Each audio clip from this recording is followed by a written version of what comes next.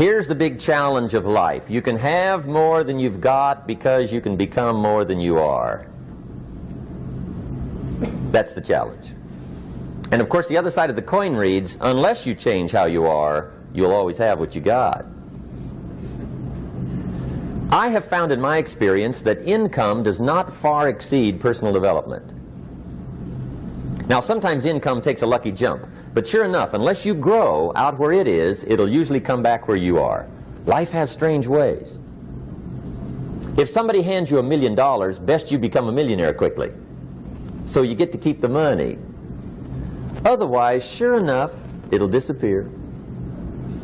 Somebody once said, if you took all the money in the world, divided it up equally among everybody, it would soon all be back in the same pockets. Incredible. Success is something you attract, not something you pursue. Success is looking for a good place to stay. So instead of going after it, you work on yourself. Personal development. See, the major question to ask on the job is not what are you getting. The major question to ask on the job is what are you becoming? See, the big question is not what am I getting paid here. The big question is what am I becoming here? Because true happiness is not contained in what you get. Happiness is contained in what you become. So that's our major subject for tonight, personal development. Of all the assignments Mr. Shoaff gave me at age 25, this was probably the most difficult. In fact, I'm still working on this one. I think it's an unending challenge to see what you can become. The next subject is called Basic Laws. And it's good to study the basics. And I call these basics primarily because they come from the Bible. Now, I'm not a theologian or a minister, and that'll be apparent.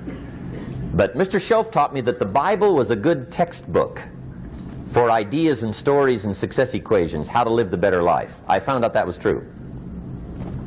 He also taught me that the Bible is as practical as it is spiritual, and I found out that's true. If you look at your bank account and your income and you're not happy, there are several places in the Bible to check to see what the heck's wrong so you can make the changes. And we're going to cover some of those tonight, called basics. Okay. The next subject is my favorite, setting goals. Mr. Shoaff taught me how to set goals. What a favor that was. One morning at breakfast, shortly after I met him, he said, Jim, let me see your current list of goals and let's go over them and talk about them. He said, maybe that's the best way I can help you get a better direction started. And I said, I don't have a list. He said, well, is it out in the car or home somewhere? I said, no, sir. I don't have a list anywhere. He said, well, young man, that's where we got to start. He said, I can tell you right now, if you don't have a list of your goals with you, he said, I can guess your bank balance within a few $100s. Which he did. And that got my attention. I said, you mean my bank balance would change if I had a list of goals? He said, drastically. That day I became a willing student how to set goals. And sure enough, learning how to set goals changed my life. And I often wondered why no one had ever taught me how to set goals up until age 25. I went to high school, but if they offered it, I missed it. I went to college for a year, never heard it.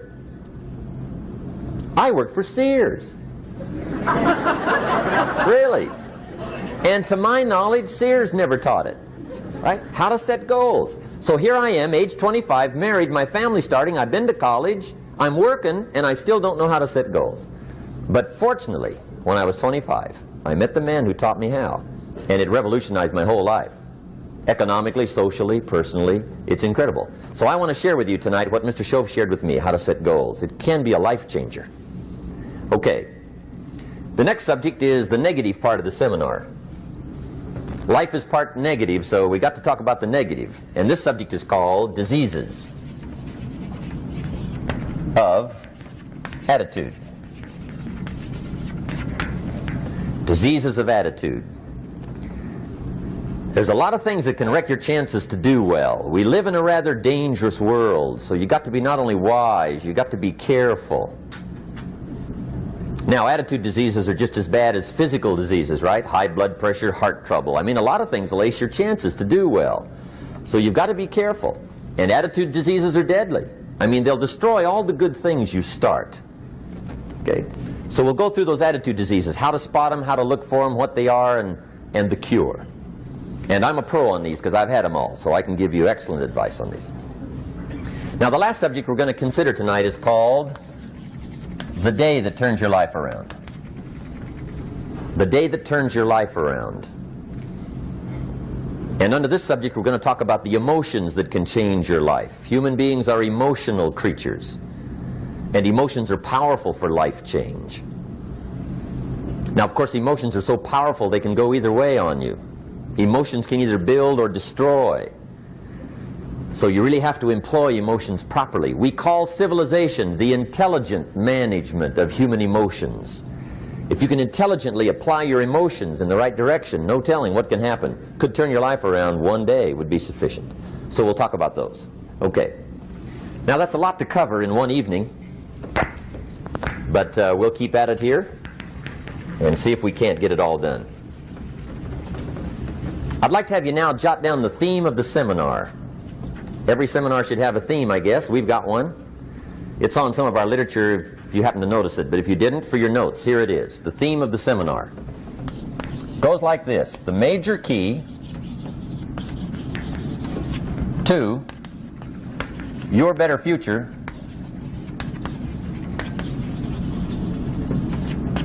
is you. That's the theme of our seminar tonight. The major key to your better future is you.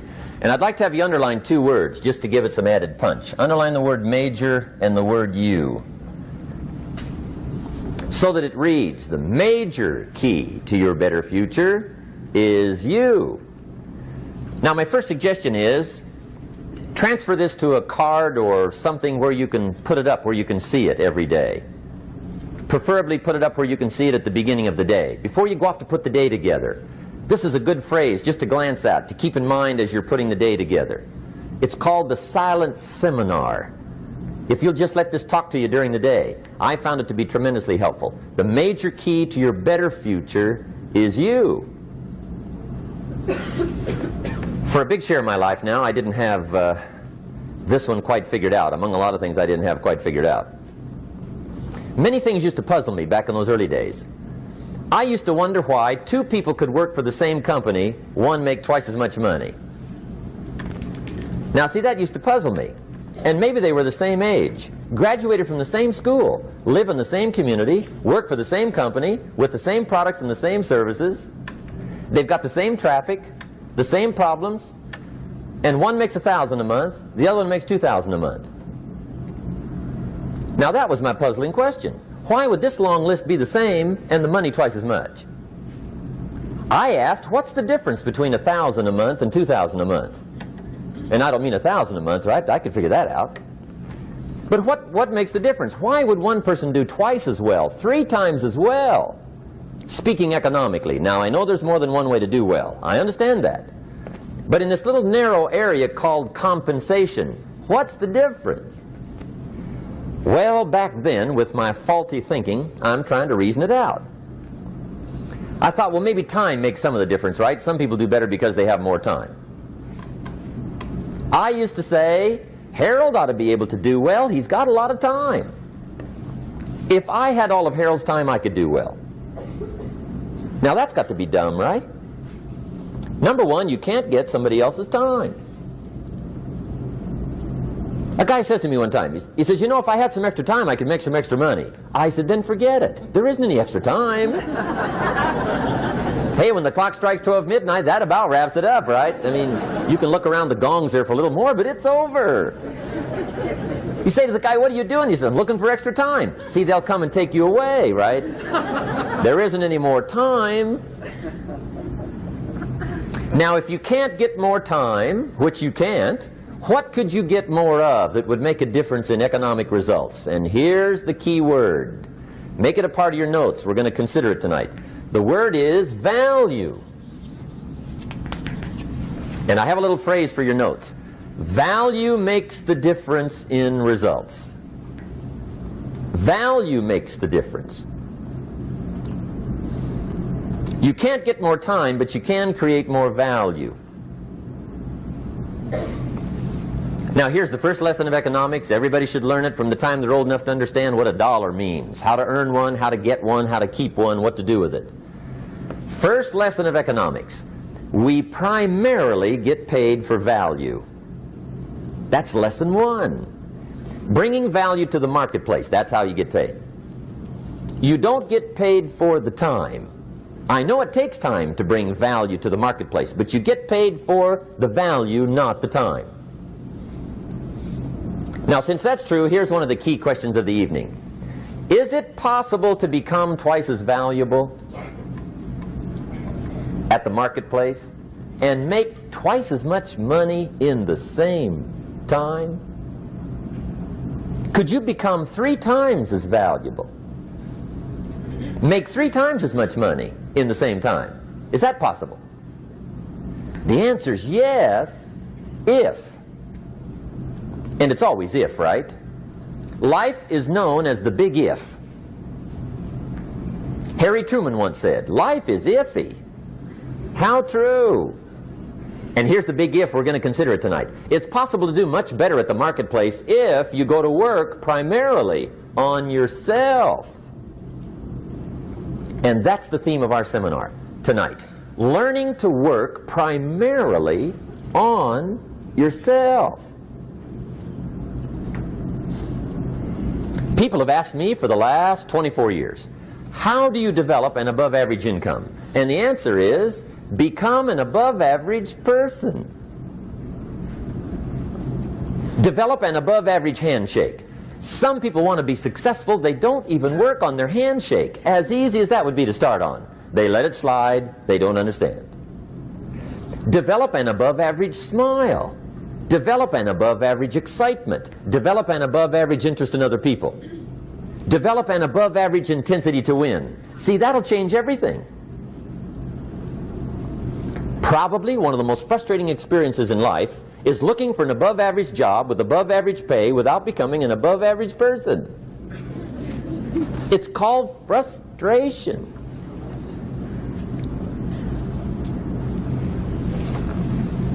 And Mr. Shoaff gave me probably the greatest clue he gave me when I first met him. He said, Jim, if you want to be wealthy and happy the rest of your life, just learn this lesson well.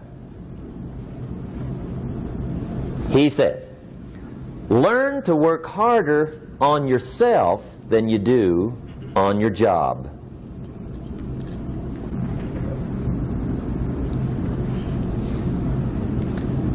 Then Mr. Shoaff gave me probably one of the most important clues among so many things he taught me, but this was in those early days. Mr. Shoaff was very kind, but he was also very abrupt. And he had these interesting questions to ask. I'm giving him a little rundown one day on how things hadn't worked out for me. He said, Mr. Owen, I've got the answer for you if you will listen carefully. And listen carefully I did that day and for the next 5 years. If somebody's wealthy and happy, you gotta listen. He said, Jim, I've only known you a short time. But he said, it's already my honest opinion that for things to change for you, you got to change. That wasn't quite the answer I was looking for. But that's the answer he gave me, and I pass it along to you on this warm summer evening in Anaheim, California, 1981. For things to change for you, you've got to change. Otherwise, it isn't going to change. Before I met Mr. Shoaff, I used to say, I sure hope things will change. Right? That seemed to be my only hope. If it isn't going to change, I'm in serious trouble. And then I discovered it isn't going to change, so I'm in serious trouble.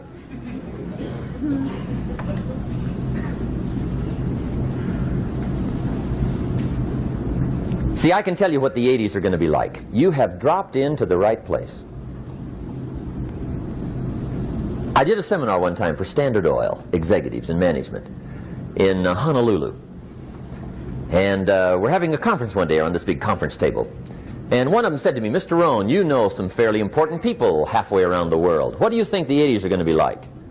I said, gentlemen, I do know the right people. I can tell you. So they all listened very carefully. And I said, gentlemen, based on my wide experience, I can really honestly say to you, in my opinion, in the 80s, it's going to be about like it's always been. Aren't you glad you came? That's inside. I don't pass that around just everywhere. Now, of course, I said that to make a point, but I also said it because it's accurate. It's going to be about like it's always been. It isn't going to change. The tide comes in, and then what? It goes out. For 6,500 years that we know of, recorded history, and probably long before that. So it is not going to change. It gets light, and then what? It turns dark. 6,500 years. See, it's not likely to change. And we're not to be startled by that. And if the sun goes down, the guy says, what's happened, what's happened? It means he hasn't been here long, I guess, right? It always goes down about this time. The guy says, well, I don't like that arrangement. Well, you got to talk to somebody besides me, right? It gets light, then it turns dark. In rotation, the next season after fall is what? Winter. Pray tell, how often does winter follow fall? Every year regularly for the last 6,500 that we know of. See, it is not going to change. Now, some winters are long, and some are short, and some are hard, and some are easy, but they always come right after falls. It isn't going to change. Sometimes you can figure it out, sometimes there's no way to figure it out. Sometimes it goes well, sometimes it gets in a knot. Sometimes it sails along, sometimes it gets in reverse. See, that's not going to change. The last 6,000 years reads like this: opportunity mixed with difficulty. That's how it reads. It isn't going to change. The man says, well, if it isn't going to change, how will my life ever change? Answer, when you change. And whether I'm talking to high school kids or business executives, my message is always the same. And it goes like this: the only way it gets better for you is when you get better.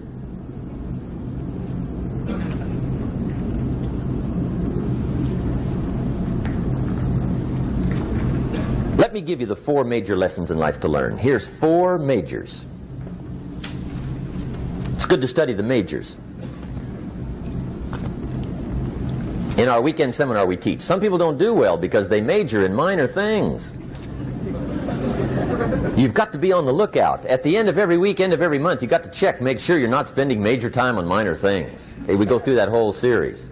Majors and minors. Now, let me give you 2 phrases before we get to the 4 majors. This will set it up and you'll see where I'm going. 2 key phrases for your notes. Here's the first one. Life and business is like the changing seasons. That's the first phrase. Life and business is like the changing seasons. One of the best ways to describe life, it's like the seasons. Frank Sinatra sings, life is like the seasons. Now here's the second phrase. Very important. You cannot change the seasons, but you can change yourself. You can't change the seasons, but you can change yourself. And see, that's how life gets better for you, not by chance, but by change. Now here's the 4 major lessons in life to learn. I've got my first book finished, came out a couple of weeks ago. This is in it, the 4 major lessons in life to learn. Here they are. Number 1, learn how to handle the winters. That's lesson 1. They come right after falls, with regularity. Some are long, and some are short, and some are hard, and some are easy, but they keep coming. You must learn to handle the nights. They come right after days. You must learn to handle difficulty. It comes right after opportunity. You must learn to handle recessions. They always follow progressions. For the last 6,000. See, it isn't going to change. The lesson you must learn is how to handle it. And there's all kinds of winters, right? The winter when you can't figure it out. The winter when it all goes smash. The winter when it turns belly up. The winter when it won't work, when you've run out of money and you've got a broken heart. See, those are winter times. There's all kinds. Economic winters, social winters, personal winters. When your heart is smashed in 1,000 pieces and the nights are unusually long, your prayers seem to go no higher than your head. It's winter time. Barbra Streisand sings, "It used to be so natural to talk about forever, but used to be's don't count anymore. They just lay on the floor till we sweep them away. You don't sing me love songs, and you don't say you need me, and you don't bring me flowers anymore." A song of winter. But see, the disappointments come. Those are normal. That's part of life. But the question is, how do you handle it? How do you handle the coming winters and the disappointments and the down times? Well, you can't get rid of January by tearing it off the calendar. But here's what you can do. You can get stronger, you can get wiser, and you can get better. The winters won't change, but you can. And that's how life changes for you. See, before I understood, when it was winter, I used to wish it was summer.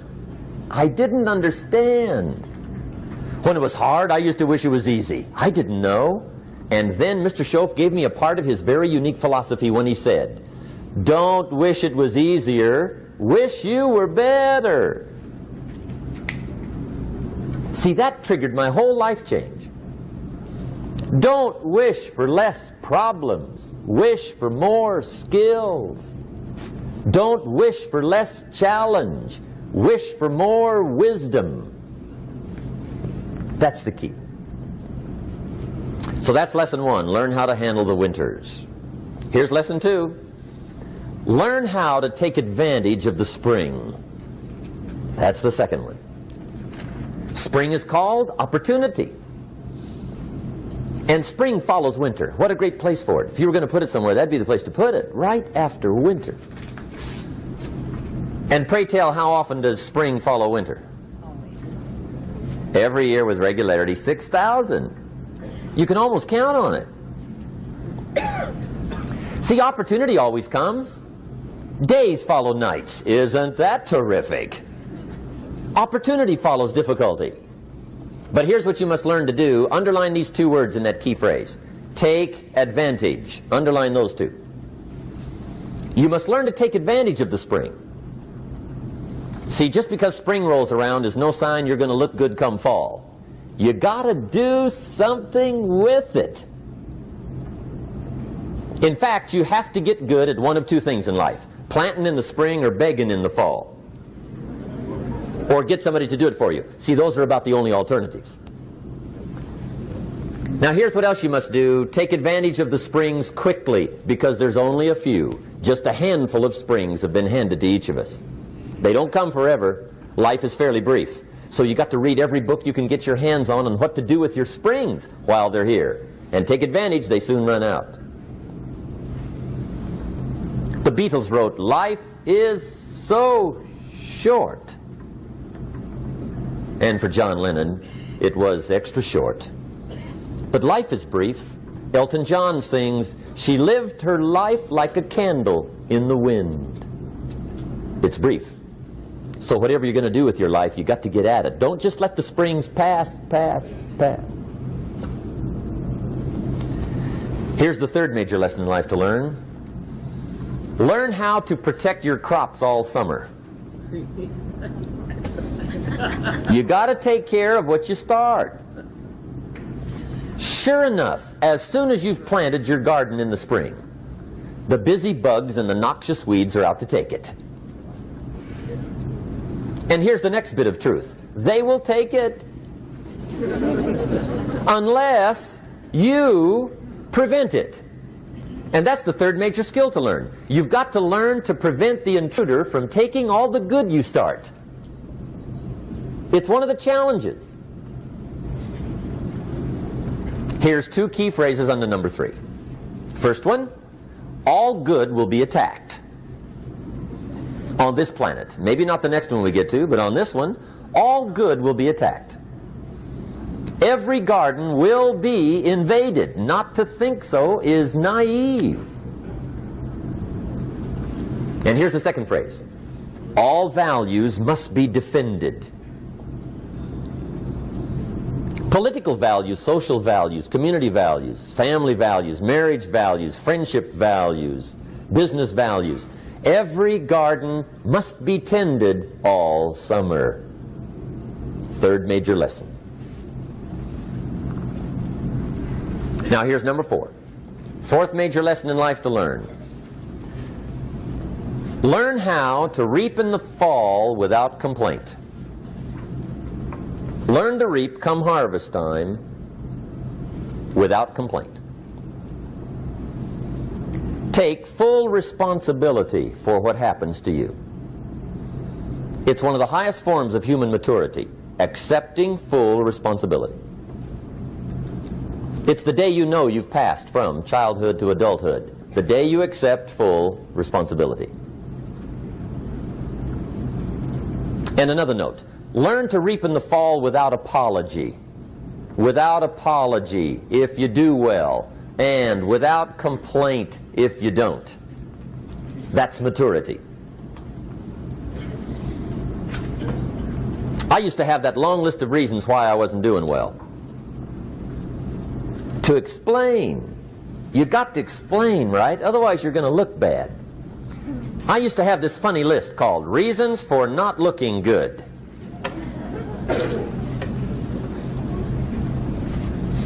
I used to blame the government. I mean, you can believe that or not. It was at the top of my list. I had a lecture second to none. The government. That was on my list. I used to blame taxes. Look what you got left after they take everything. And they expect you to do well. That was on my list there. Prices, that one's easy, right? You walk into the supermarket with $20, come out with a little half bag. So I had that on my list. I used to blame the weather. I blamed the traffic. I used to blame my car. I blamed the manufacturers. I used to blame the company. I blamed company policy. I used to blame the training program. I blame my negative relatives. They were always putting me down. I blame my cynical neighbors. They're just selfish, looking out for themselves. Won't loan you money? They were on my list.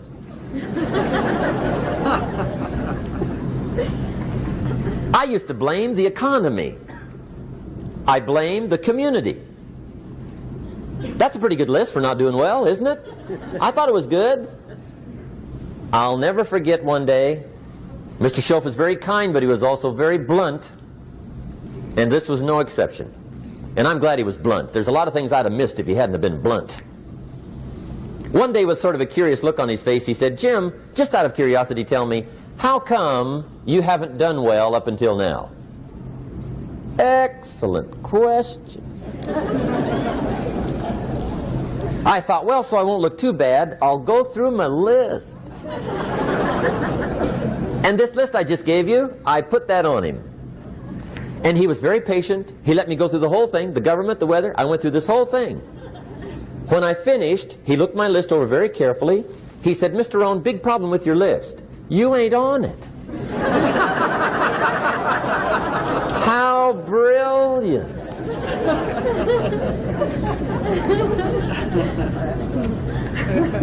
When I went to work for him a few months later, I learned very quickly to tear up my list, reasons for not doing well, and I threw it away. And I got me a fresh piece of paper. And I put one word on it. Me. There's a Black Heritage spiritual that says, "It's not my mother nor my father, nor my brother nor my sister, but it's me, O Lord, standing in the need of prayer." See, I used to blame everything outside. And then let me give you a little philosophy that helped turn my life around. For your notes, here it is. It's not what happens that determines the quality or the quantity of your life. It's not what happens. And the reason is because what happens happens to about everybody. No different. The sun went down on all of us last night. A common event, a happening. And I found out that the same things can happen to two different people. One gets rich and one stays poor. Why is that? It's because it's not what happens, but rather it's what you do that changes everything. So that's a key phrase. It's not what happens, it's what you do. What happens is about the same. You might put that in parentheses here. Same. What people do, that's what's different. Anything can happen, right? Everything can happen. I've heard all the stories. I've been one of the stories. Hey, we could all tell stories all night long, right? Happenings. Anything can happen. Have you heard of Murphy's Laws? Anybody here heard of Murphy's Laws? Okay, most of you have. Murph had these laws. One of them was, if anything can go wrong, it will. That's one of Murphy's laws. He was not one of the great positive speakers of the day. But anyway, it's still true though, right? Anything can go wrong, everything can go wrong. For sure. I've fallen out of the sky so many times. Once to the tune of a couple of million. Devastating. Took me a while to survive that one. Now, it wasn't all that much, but it was all I had. Right? I mean, that's when it's much, right? When it's all you got. If you got 3, 2 go, you got 1 left, you ain't looking that bad. But when it all goes, has anybody been there when it all went? Anybody? Come on, the rest of you liars. Go ahead. Hey, we've all been there, right? When it all went. Of course, it used to be a long time ago, right? When you ran out of money, got to 0, you were all through. Heck, now you can whistle right on by 0, right? I mean, they will bury you. That's what they will do.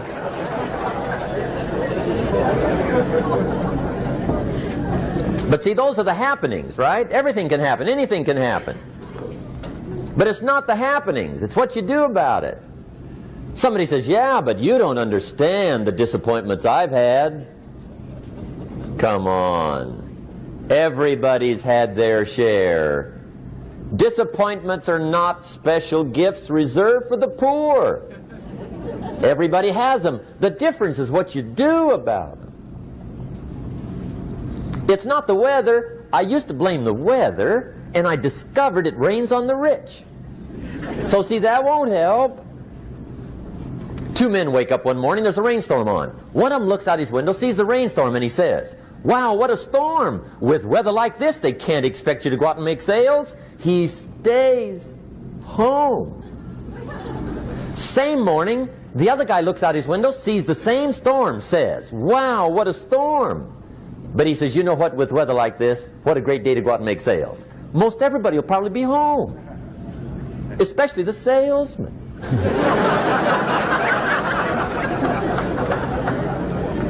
See, that's the difference in how your life works out. It's not what happens, it's what you do. So here's one of the key questions of the evening. Starting tomorrow, what are you going to do that'll make a change in your life's direction? Good question. What are you going to do starting tomorrow that'll make a difference? Now see, if you don't do something starting tomorrow that'll make a difference, guess what? It's gonna be the same. And see, that way you can guess what the next 5 years are going to be like. Look at the last 5.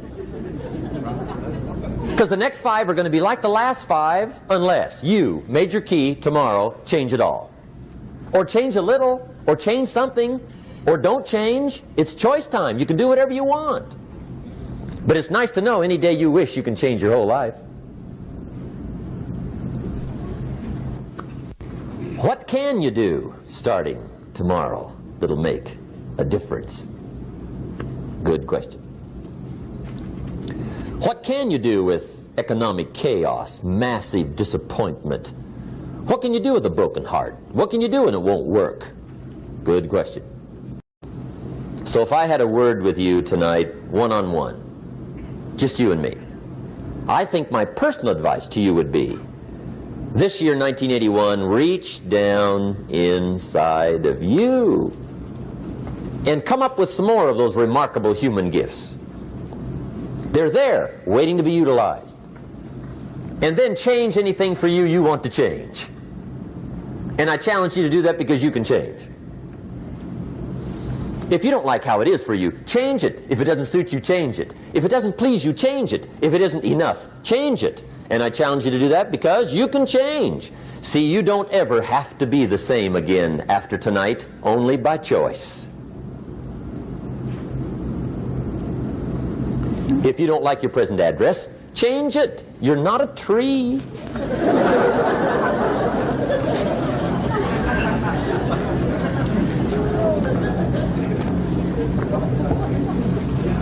Now, let me give you 3 steps to personal development. Let's get down to the nitty-gritty. What does it take to really make the changes starting tomorrow? It takes more than philosophical pronouncement. I know that. It also takes more than enthusiasm. I know we're hearing a lot about enthusiasm these days, but see, that just won't do the job. We're still hearing the old cliches of the 30s, right? To be enthusiastic, you must act enthusiastic. But see, that's not going to help.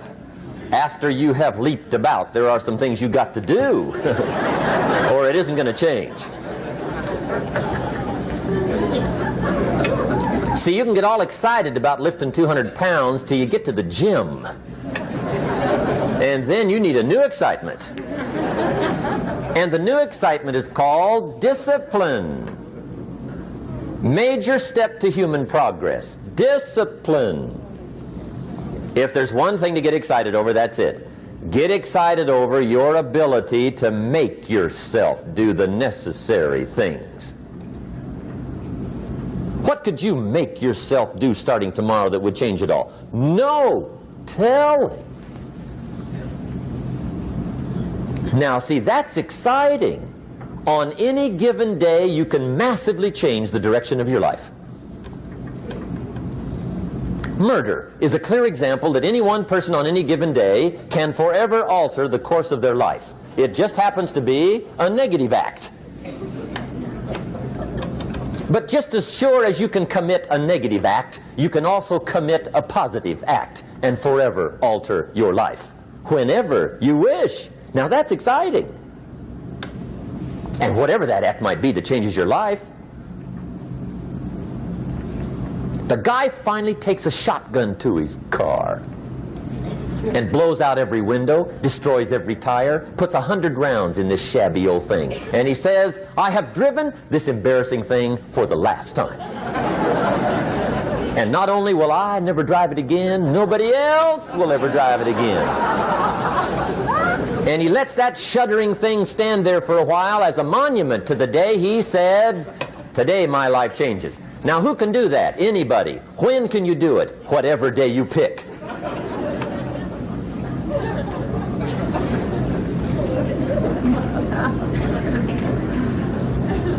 Now here's the key to discipline. Start with the little disciplines, get excited over the little disciplines, and get right on those, because those will lead to the big ones. You can't handle the big challenges in life unless you take on the little ones. Make a list of all the things you can do, get right on those, discipline yourself for those, both for the results and for the muscle and for the practice, so that when life hands you some big challenges, you'll be ready, you'll have the muscle. But see, if you don't handle the small ones, you can't take care of the big ones. Okay, here's what else it takes for life change. Self-motivation. Key phrase, self-motivation. I don't know why we call it self-motivation. It's really the only kind there is. You've got to motivate yourself. Because I found out you can't change people. They can change themselves, but you can't change them. Lord knows some I've tried. But see, it won't work. People have to change themselves. I learned some of those lessons early. I built a little sales organization way back in those early days. I'm 25. And I had some nice people. I said, I'm going to make these people successful if it kills me. I almost died, right? I mean, you can't do that.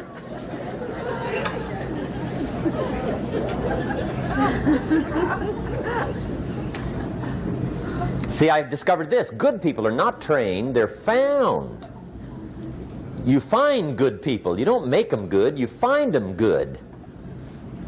Training really is for the purpose of finding good people. You don't need much instruction for a good person. Too much training probably means you got the wrong people.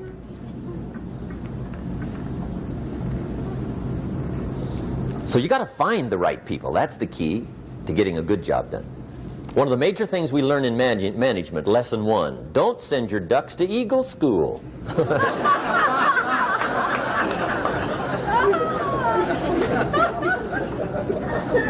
Because it won't help. I mean, I'm telling you, it won't help no matter how good your school is. And the little eagle badge and little eagle hat, I'm telling you, it won't help. It won't help. You can tell whether your school's done any good, right, is when it's over, right? The duck goes for his first rabbit and makes him a friend. You say, no, no, no. Anyway, so it takes self-motivation to really alter your life. And you don't want to give self-motivation away to somebody else and make it somebody else motivating you.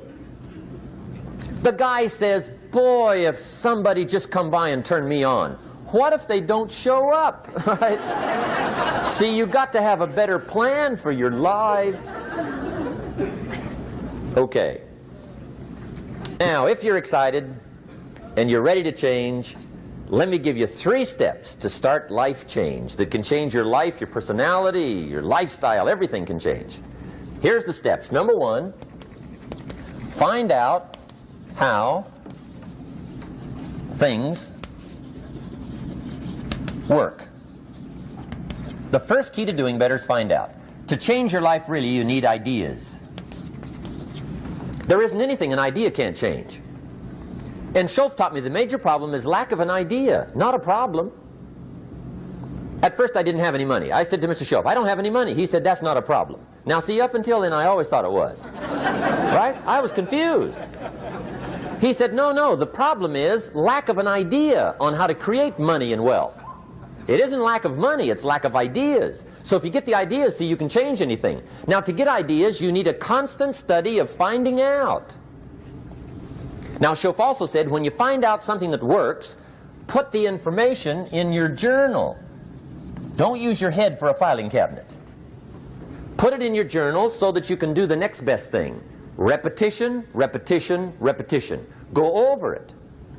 And if you repeat it, go over it, sure enough, someday, some mysterious day, the idea takes root, starts to grow, and shows up in your bank account, and your dress, and your personality, and your lifestyle. But capture the ideas in your journal. Find out how things work. Shoaff gave me this word for my life change. He said, study. Great word.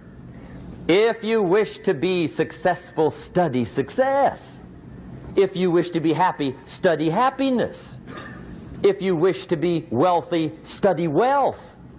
Don't leave it to chance. Make it a study. Some people just go through the day with their fingers crossed. See, that won't do it. You've got to study the things that can change your economic, social, spiritual, personal life. Now here's a qualifying phrase. And we'll have several of these qualifying phrases throughout the seminar. Here's the first one. You may not be able to do all you find out. I understand that. You may not be able to do all you find out, but you should find out all you can do. See, you don't want to wind up at the end of your life and discover that you've lived only 1/10 of it. And the other 9/10 went down the drain. Not for lack of opportunity, for lack of information. So that's number 1, find out how things work. Now here's the best human virtue for finding out. Curiosity. Make a note of that. Curiosity. Be curious. You might add a word to it that'll help. Childish curiosity.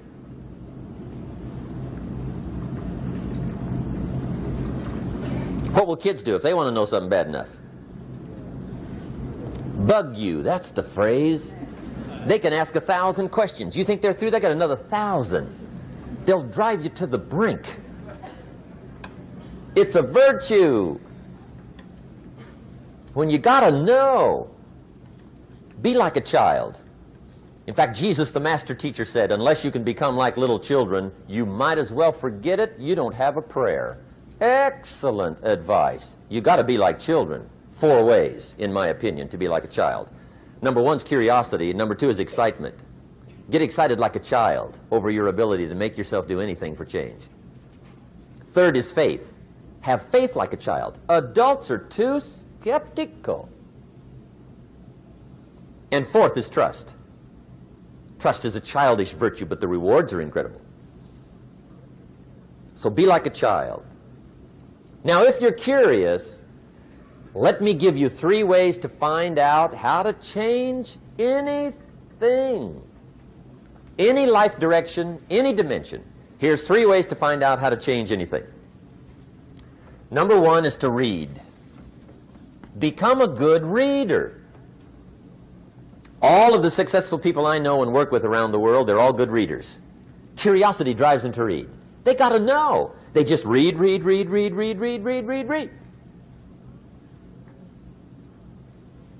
Become a good reader.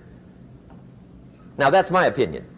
Listen to the other lecturers and listen to me and make up your own mind. Don't be a follower. Be a student. Okay? I say, really, for life change, you got to read. One way to learn is from your own experiences, but another way to learn is from other people's experiences. See, one book might save you 5 years if you read it. Did you know there's books on how to be stronger, more decisive, be a speaker, be a leader, have a better effect on other people, develop your personality? Did you know there's books on that? And people don't read them? How would you explain that? And they can read? Did you know that hundreds of successful people have written their stories in books and they wrote down how they did it and people don't read it? How would you explain that? The guy's busy, I guess. You know, you get tied up. The guy says, well, yeah, you work where I work, but the time you struggle home, it's late. You got to eat a bite of supper, watch a little TV, get to bed. You can't sit up half the night reading. And the guy's behind on his car payment. Good worker, hard worker, sincere. But you got to be better than sincere and work hard. Otherwise, at the end of your life, you'll wind up cold, stony broke. You got to be better than a good worker. You got to be a good reader. The whole world is governed by laws. The universe, in fact. Laws. We call it the law of electricity. We call it the law of gravity. There's mathematical laws. There's physical laws, speed and velocity laws, agricultural laws. There's all kinds of laws. Now that we find ourselves on the spinning planet, you just have to learn what I call the setup. Learn the setup. Life's setup. Now, we didn't set it up, but we're here, so you got to learn it. And we should learn the setup for 2 basic reasons. Number 1, to keep from getting hurt. It's one of the major reasons for learning, so you won't get hurt. See, economically, socially, personally, you can get hurt just not knowing. Ignorance is not bliss. Ignorance is poverty. Ignorance is tragedy. You got to know, or you're going to get hurt.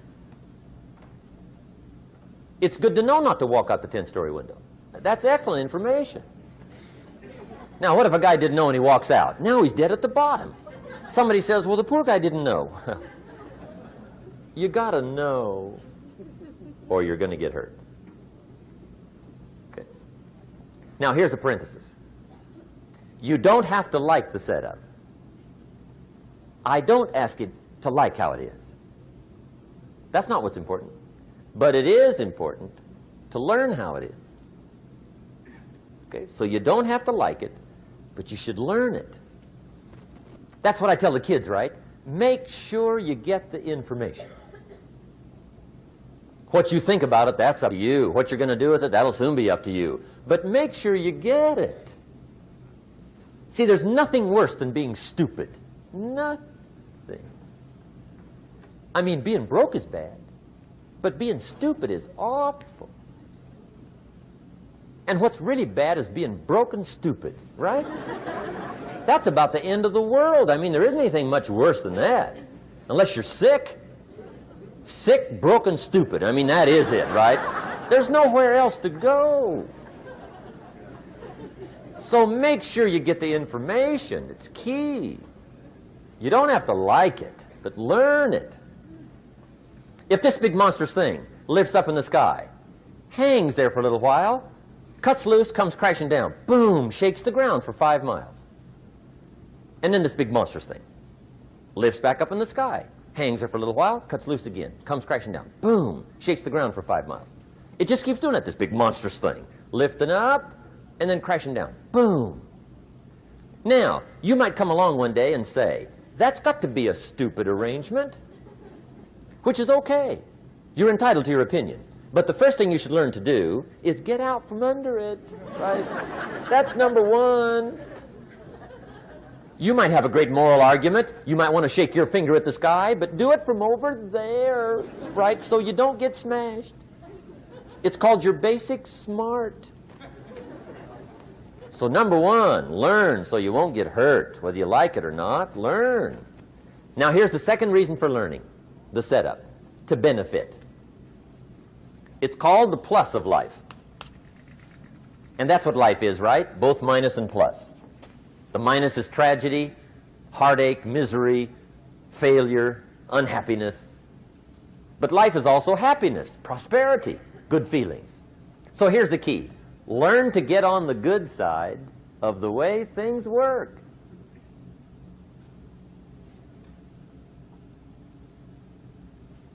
Now, here's 2 of the basic laws, and we'll take our break. Shoaff taught me these. They come from the Bible. Now, again, I'm an amateur, okay? When it comes to the Bible, I'm not a pro. So you'll sort of have to take my way of putting it. But here they are. The first one is the law of use. The law of use. And it goes something like this. Whatever you don't use, you lose. Lack of use causes loss.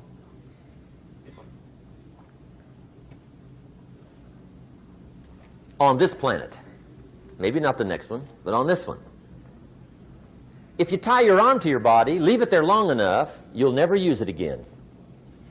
It's over for the arm. Now, it may not be over, but it's over for the arm. The only way to keep the use of this arm is what? Keep using it. If you quit, you lose automatically. They don't bring it up for a vote. You lose automatically when you quit. Now, the same thing that goes for your arm goes for your brain, mentality. The same thing goes for all the human virtues. Ambition, unused, declines. Strong feelings, unused, diminish. It doesn't grow, it diminishes. Faith, unused, decreases. It's a law. Vitality, unused, diminishes. Energy, unused, decreases. The guy says, well, I'm going to save up my energy. You can't do that. That's like trying to save today, put it on the end of the year. See, you can't do that. They'll come take you away. If you don't use today, what? It's lost. The guy says, well, I'll work twice as hard tomorrow to make up for it. See, that's foolish. You could have done that anyway. Today, unused is lost.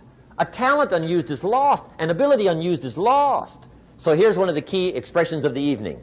Take a new inventory of yourself. Starting tomorrow, new project. Take a new inventory. And make sure that all of your talent and ability and mentality and ingenuity and vitality and strong feelings, faith, courage, make sure that all you've got's being used. Otherwise, you lose. Now, one of the best illustrations of the law of use is a Bible story called The Parable of the Talents. The Talents story. Interesting story if you haven't read it in a while. Just review it. It's a good story. An ancient story. It says there was a master with 3 servants. He got them together one day and he said to the 3, I've got these talents. And in those ancient days, a talent was a measure of gold. And he said to the 3 servants, take these talents and see what you can do with them while I'm gone. He said, I'm taking a journey and I'll be gone for a while. When I come back, we'll get together, go over the book, see how you did. He said, here's 5 of these talents for you. 5. Here's 2 of them for you. 2. And here's 1 for you. 1. The master said, take those talents, see what you can do with them. When I come back, we'll get together, we'll go over it all. The servant said, okay, master takes off. According to the ancient story, the master comes back from his trip. When he gets back, he gets the 3 servants together, and as he said he would, he asks, how did it go with those talents? You were 5. What happened? That servant said, well, I took the 5 talents you gave me, and I put them to work. A little shaky at first, but he said things finally got rolling. And he said, I poured it on. And he said, my talents grew to 7, 8, 9, 10. He said, I doubled my talents from 5 to 10. Books will show. Master said, one heck of a job. Or something like that. He said, I gave you 2 talents. What happened? That servant said, about the same thing happened to me. I put those 2 talents to work, poured it on. They grew to 3 and then to 4. He said, I doubled my talents from 2 to 4. Books will show. Master said, well done. He said, I gave you 1 talent. What happened? That servant said, well, I took the talent you gave me, and I carefully wrapped it, and I dug a hole and buried it. And camouflaged it, I suppose, right? So nobody would steal it. And he said, fortunately, nobody got it. And he said, I knew you were going to be here today, so I dug it up. Here it is, safely wrapped. I did not lose it while you were gone. According to the ancient story, the master said, take that talent away from him and give it to the man that's got 10. Now you might say, well, I don't like that arrangement. The poor guy's only got 1 talent. He's already got 10. It ought to be more even. Remember, I didn't ask you to like it. But this one I would ask you to learn, because it simply means whatever you do not employ, you forfeit. It's a law. So learn well the law of use. Now here's the second one, and we're going to take our break. Second law from the Bible. This one we've heard since we were small, I'm sure. It's called the law of sowing and reaping. In fact, we've probably heard it so often we could quote it. It says, whatever you sow, what? You shall reap. Fairly blunt, hopefully clear. Here's my first suggestion on the law of sowing and reaping. Don't try to beat it. You might as well try sitting on the sun in the morning. Keep it from coming up. You'll have better luck. Whatever you sow, you reap. Now, for a fair share of my life, I'm a bit mixed up on how all this applies. Among a lot of things I was mixed up on. I knew I wasn't reaping too good. That I understood. My problem was I was confused about what was causing it. Remember me with the funny list? I thought those are the reasons why it isn't working out well. And then Mr. Shoaff gave me the clue that helped me figure it all out. He said, Mr. Owen, I have another answer for you. There's another way to quote this law that'll show you where the problem is so you can go to work on it right away. All you need to know is where the problem is. Then you can go to work on it. So he quoted me the law another way, and I found out what my problem was. Here's the way you quote the law. Whatever you reap is what you've sown. Now I knew what my problem was. Whatever you reap is what you've sown. If you don't like the crop, who do you look up? Answer, whoever planted it. And where do you find who planted your crop? Answer, in the mirror. What I finally learned to do come fall was to go to the mirror. That's where you go. And if necessary, you say, a few skinny carrots? I got to be unimpressed. Where were you last spring? Asleep. Didn't you read the books? Did you break your hoe? Let me give you 7 key points to the law of sowing and reaping. Let's tick right down through the list of 7, and it'll be break time. 7 points to sowing and reaping. Here's part of the philosophy that really helped me to make some changes in life direction. Number 1, the law of sowing and reaping is negative. That's number 1, which simply means if you sow bad, you reap bad. Now, this is kind of 3rd grade, but it doesn't hurt to go over the basics. If you plant thistle seeds, you don't get pumpkins. Honest, no use looking for pumpkins. John says, how come no pumpkins? Come on, John. The law's negative. That's how come. Now, here's number 2.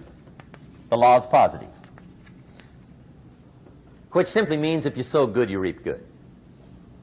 If you plant pumpkin seeds, you don't get thistles. Not from pumpkin seeds. Mother Nature won't pull tricks on you over in the corner snickering, pushing you thistles and you planting pumpkin seeds. She won't do that. You will get pumpkins from pumpkin seeds, and the reason is because the law is positive. Now, here's number 3. I got excited when I found out the full dimension of this. See, you do not reap what you sow, but rather, you always reap much more than what you sow. So the 3rd key word is more. You don't get back what you put out. You get back much more than what you put out. And it works both positive and negative. On the negative side, it said, if you sow to the wind, you reap the whirlwind. So you've got to get ready for that, or you will be naive. See, anybody can, whether you will or not. See, that's the question. And here's a good question to ask. We are all buying somebody's plan. The question is, whose? Who's got you talked into doing what you're doing? Who's got you talked into your present plan? See, 10 years from now, you will surely arrive. The question is, where? But see, anybody, if you want to, can go searching for a good plan, pick it, and start working it. And sure enough, as the time passes, as it surely will 5 years from now, 10 years from now, then you'll be winding up wearing what you want to wear, driving what you want to drive, living where you want to live, become what you want to become. But now's the time to fix the next 10 years. And who can? Anybody. Here's number 6. The 6th key to sowing and reaping. This is leveling with you now, as we promised to do. There's one thing better than the truth, and that's the whole truth. And here's part of the whole truth of the law of sowing and reaping. Number 6 is, you could lose. There are times when you just lose, no matter what you do. It's that kind of planet. You reap what you sow, yes, but... What does that mean, yes, but? Well, the farmer plants his crop in the spring, takes care of it all summer, loves his family, works 10, 12 hours a day, 6, 7 days a week, is an honorable man. Come fall, he's got a beautiful crop, and he deserves every bit of it.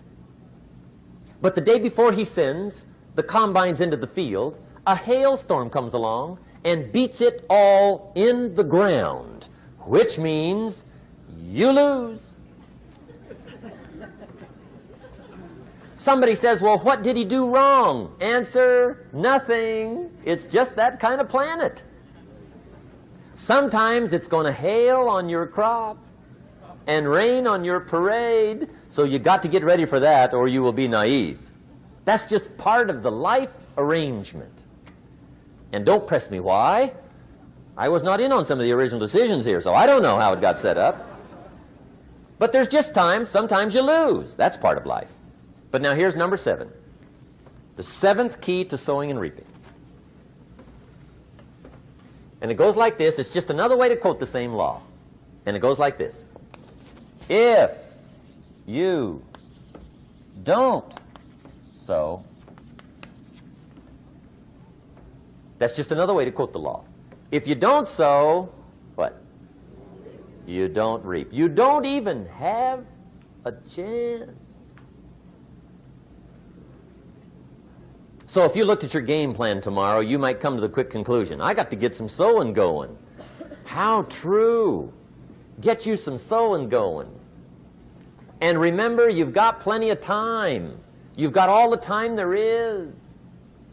Some people spend enough TV time to make a fortune.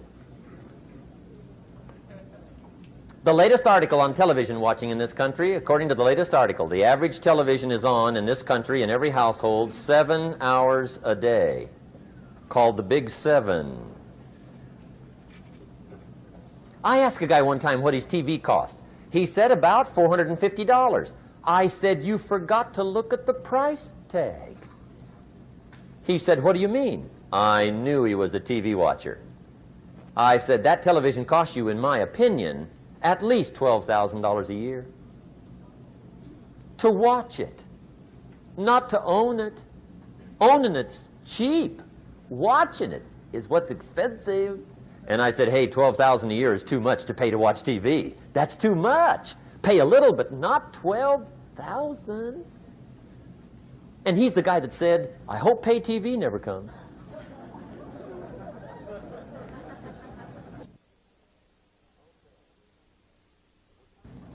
Okay. We're trying to cover an awful lot tonight, I realize that. But my time schedule is such that we just have to sort of give it all to you and let you sort the rest out. I wish we had plenty of time for questions and answers and that whole thing, but our time is just limited. But we are trying to go through an awful lot, I realize that. But looks like everybody's getting it. This is about the note-takingest crowd I've seen in a long time. Incredible. Does anybody have 5 pages yet? Anybody? Oh, fantastic. Incredible. Okay. Maybe you heard the story about the preacher down in Texas, southern part of the country. He was an evangelist back in the horse and buggy days. And he was very good at being an evangelist, and a lot of people used to come and hear him preach. And one day he put up his tent in one of these Texas towns and expected a big crowd as usual, come hear him preach. And he got there, first night of the tent revival, walked in. 7:30, time to start. And to his surprise, the tent was empty. He thought, well, something must be drastically wrong. So he waited till 7:45, nobody showed up. 8 o'clock, zip.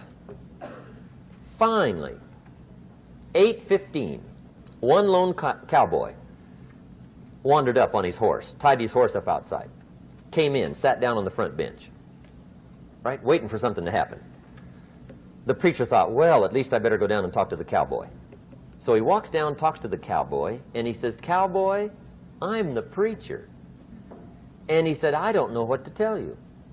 Something's gone wrong. He said, this tent was supposed to be full of people. He said, I'm embarrassed. He said, you're the only one that showed up. And he said, I really don't know what to do. And the cowboy said, well, I'm not a preacher, so I really can't tell you what to do. You know, he said, I'm just a cowboy. But he said, I know this, if I went out to feed my cattle and only one showed up, I'd at least feed it. The preacher thought, hey, the cowboy is right. If you've got a good idea to share, you should share it, if there's 1 or 1,000. So he got kind of inspired by this conversation, and he jumped up on the platform and started to preach, as if the tent was full of people, just exploded. And he went for an hour and 15 minutes, just kept rolling. Finally, he quit. And when he finished, he came down off the platform, talked to the cowboy again. Says, well, cowboy, what did you think of my sermon? And the cowboy said, well, I'm not a preacher, so I really can't tell. You know, he said, I'm just a cowboy. But he said, I know this. If I went out to feed my cattle and only one showed up, I'd feed it, but I wouldn't dump the whole load on it.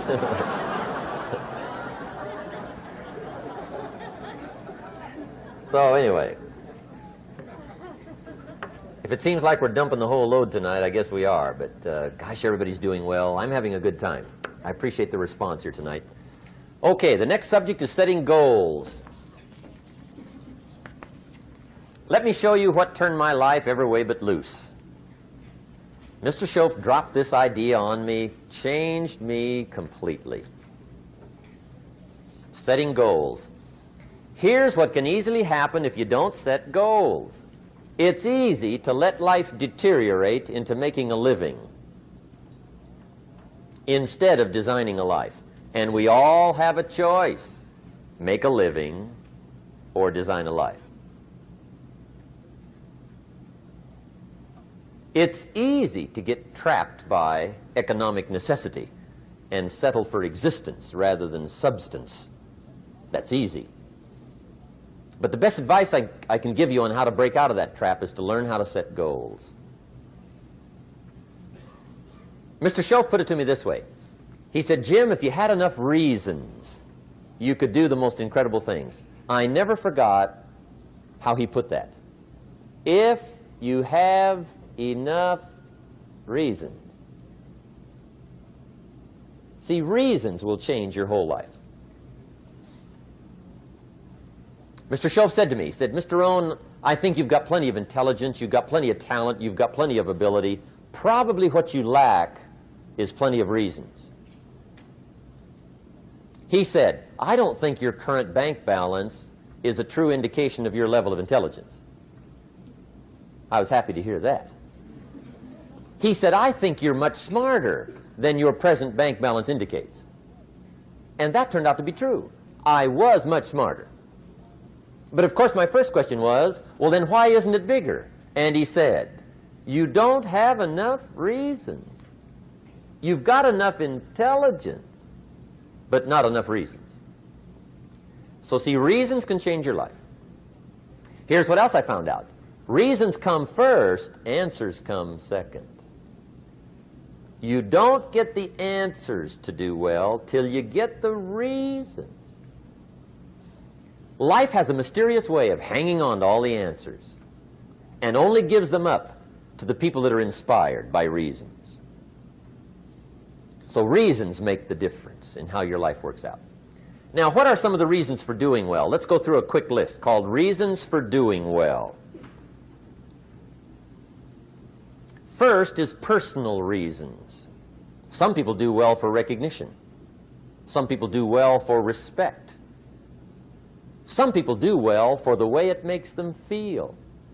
They love the feeling of being a winner. Those are good reasons. I have some millionaire friends that keep working 10, 12 hours a day, making more millions. And it's not because they need the money. It's because they need the joy and the satisfaction and the pleasure that comes from being a constant winner. And see, it's not just the money anyway. It's the journey, not the money. Once in a while somebody says to me, boy, if I had $1 million, I'd never work another day in my life. That's probably why the good Lord sees to it they don't get their million, right? They'd quit. They'd quit. Okay. Next is family reasons. Some people do extremely well for other people, and that's powerful. Human beings can greatly affect each other. Sometimes we will do things for somebody else we will not do for ourselves. We're made that way. I met a man one time who said, Mr. Rohn, to do all the things I want to do with my family around the world, he said, I got to have at least $250,000 a year. I thought, incredible. Could a guy's family affect him that much? And the answer is, of course. How fortunate are the people that find themselves greatly affected by somebody for personal achievement. And we are affected. The writer of a recent song said, "If not for you, the winter would hold no spring, couldn't hear a robin sing. I just wouldn't have a clue if not for you." So we can be affected. That might be one of the most stimulating reasons to do well, finding somebody. When Andrew Carnegie died, the wee little Scotsman that built the big steel industry, when he died, they opened up his desk, and in one of the desk drawers, they found a slip of paper. On that piece of paper, Mr. Carnegie had written his goal for his life, and he wrote it when he was in his 20s. And on that piece of paper, it said, "I'm going to spend the first half of my life accumulating money. I'm going to spend the last half of my life giving it all away." What a goal. He got so inspired by that goal that the first half of his life, he accumulated $450 million. And the last half of his life, he gave it all away. Good question tonight. What's got you turned on? What's got you bombed out of sight to get up early and stay up late and hit it all day? Next question. What's got you turned off? When I found the answers to those two questions, my life exploded into change. I finally found out what had me turned off, and I got that cured. And then I got me a long enough list of reasons to turn me on. And once the lights went on for me, age 25, they've never gone out. I've fallen out of the sky a few times, but I've never lost that drive to make something unique out of my life. See, reasons altered my whole life. Now, there's another list of reasons called nitty-gritty. Hard little reasons. Sometimes those little reasons are the most powerful reasons that can change your life. Sometimes it doesn't take much. I now carry several $100s in my money clip. It's only a few $100s, but it was one of those reasons turned my life around. Just before I met Mr. Shoaff, I heard a knock at the door. I go to the door, and there's a little girl standing there about this tall selling Girl Scout cookies. And she gave me one of the finest sales presentations I've ever heard. Special deal, several flavors, this whole package of stuff, $2. And with a big smile, she very politely asked me to buy. And I wanted to. Big problem. I'm broke. I don't have $2. And to this day, I can remember the pain and the embarrassment. I'm a father. I'm a husband. I've been to college. I'm working. I'm 25. I don't have $2. And I didn't want to tell her that for some reason. So I did what I thought was next best. I lied to her. I said, "Hey, look, I've already bought lots of Girl Scout cookies. I've still got plenty stacked in the house," which was not true. But it seemed to get me off the hook for the moment. She said, "Well, gosh, that's wonderful. Thank you very much." And she went away. When she left, I closed the door, and that was the day I said to myself, I don't want to live like this anymore. I've had it with lying, and I've had it with being broke. I'm never going to let this happen to me ever again. I promised that day I would work as hard as possible and would always carry plenty. It took me a little while, but now I do. It was one of those reasons. And I guess I carry plenty for two reasons. One is the way it makes me feel, but also in case I bump into another Girl Scout selling cookies. Right? I'm ready.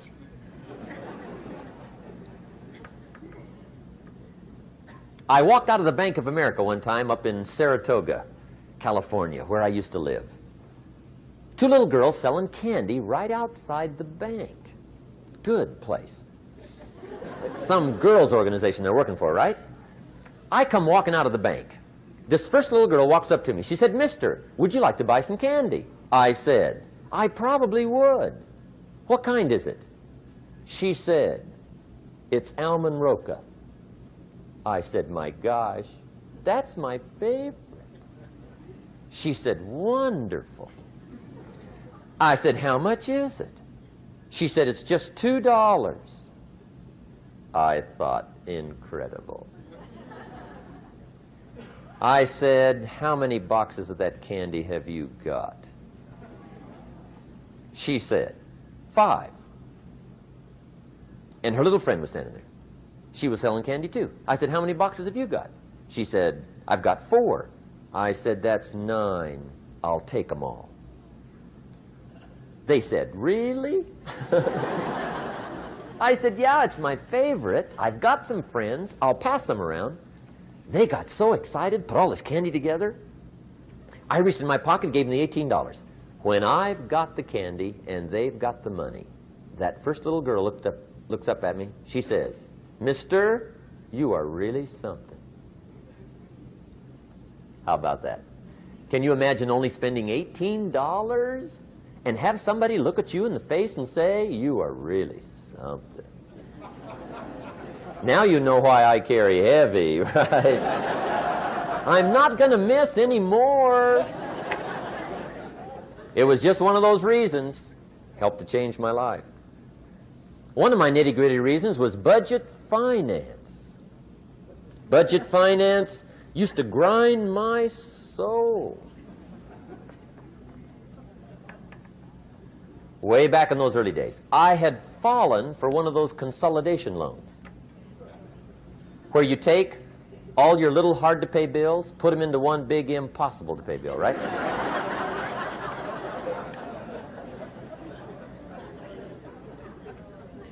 I would get 4 or 5 payments behind. This one guy used to call me day and night. I don't think they're allowed to do that anymore. Harassed me. Threatened to run me in front of the judge. Threatened to ruin my credit. Threatened to embarrass my family. One day he said, "We're going to come get your car, drag it rear end up down the street in front of your neighbors." The guy even called me a flake. And back in those days, I'm broke, I'm pitiful, there's nothing I can do about it. But I never forgot how the guy treated me. And when I met Mr. Shoaff and I got my life straightened out and the money started to flow, that was one of my first projects, budget finance. I poured it on day and night. I finally put all the money together I owed him, which was considerable. I picked a day for the payoff. And when the payoff day came, I put the money in small bills in a big briefcase. And I walked into the budget finance office on Wilshire Boulevard in Los Angeles. The guy who harassed me so often, his desk was about 3 back. I walked right up to his desk, startled him. He wondered what I was doing there. It was the first time I'd been there since I'd borrowed the money, right? Without saying a word, I opened up this briefcase, dumped this pile of money all over his desk. I said, "Count it. It's all there. I will never be back." And I turned around and stormed out. Now, that might not be noble, but if you haven't tried it, you've got to one time.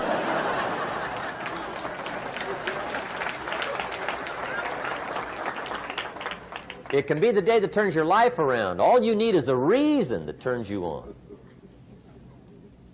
One of my dear friends, Robert Depew, Bobby used to be a school teacher in Lindsay, olive capital of the world.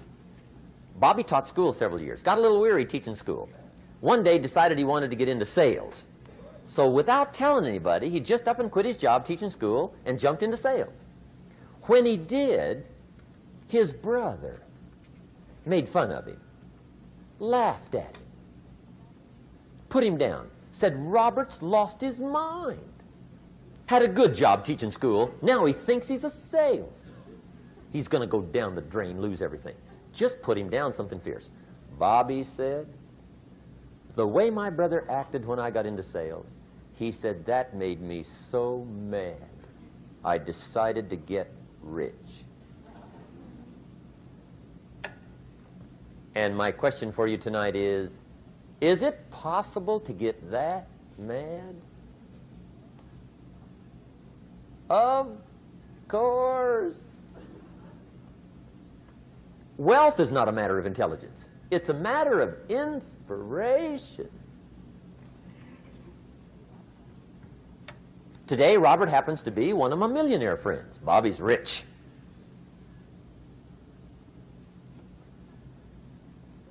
Frank Sinatra said one time, the best revenge is massive success.